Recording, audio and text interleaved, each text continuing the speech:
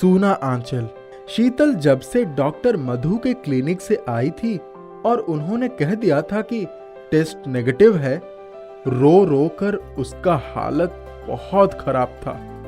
उससे खाना भी ना खाया गया। वो यही सोच रही थी कि मेरी किस्मत ही खराब है। इस बार थोड़ी सी उम्मीद जगी थी। वो बड़ी उम्मीद लेकर डॉक्टर मधु के पास गई थी। वो अपने कमरे में बेचैनी से टहल रही थी। उसके कानों में माझी की कड़वी बात पिघले शीशों की तरह तकलीफ दे रही थी। वो बार बार आंसू पोंछ रही थी। माझी के कड़वे शब्द बार बार उसके कानों में बज रहे थे। तुम मेरे बेटे का पीछा क्यों नहीं छोड़ देती? अगर तुम्हारे औलाद नहीं हो सकती तो कम से कम मेरा बेटा दूसरी शादी तो कर सकता है। भगवान के लिए इसको बख्श दो।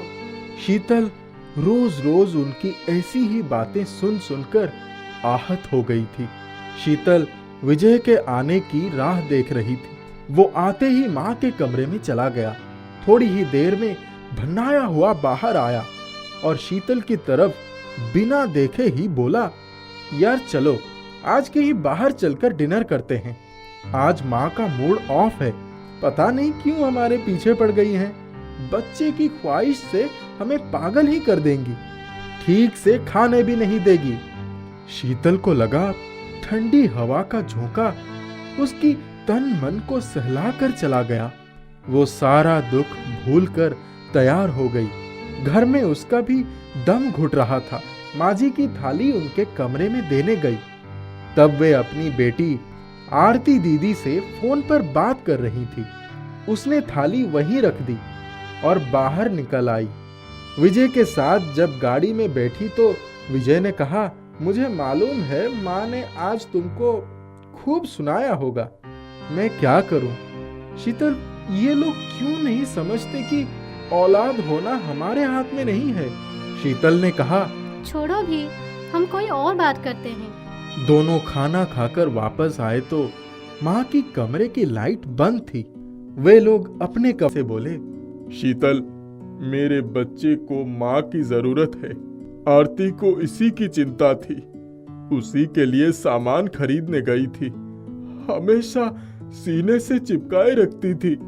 मैं कैसे संभालूंगा? शीतल ने माँ की तरफ देखा।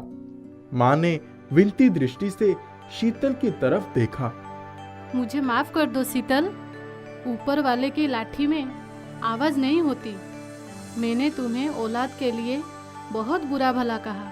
तुम गुड्डू को अपना लोगी तो मैं समझूंगी तुमने मुझे माफ कर दिया। शीतल ने माँ के आंसू पोंछते हुए कहा, माँ, गुड्डू अब से मेरा ही बेटा है।